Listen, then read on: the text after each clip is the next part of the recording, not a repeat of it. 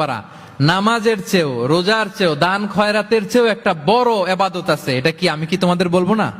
সাহাবারা তো অবাক, নামাজের চেয়েও বড় ইবাদত, রোজার চেয়েও বড়, দানের চেয়েও বড়। ক্বালু বালা ইয়া রাসূলুল্লাহ। সাহাবারা বললেন অবশ্যই হে নবী, হ্যাঁ আপনি বলেন সেটা কি? বিষ্ণু সাল্লাল্লাহু আলাইহি ওয়াসাল্লাম বললেন ইসলাহু যাতিল বাইন, বিবাদমান দুই গ্রুপকে মাঝখান দিয়ে যে মিলিয়ে দেয়া। নামাজের চেয়েও বড়, রোজার চেয়েও, সাদাকার চেয়েও বড়, মিলায় দেওয়া। আমরা মনে করি সেজদা দিতে দিতে কপালে দাগ ফেলে দিছি, এটাই তো বড় ইবাদত। এটা তো নিঃসন্দেহে বড় ইবাদত। আমরা মনে করি হজ করতে করতে শেষ করে ফেলতেছি, এটাই বড় ইবাদত।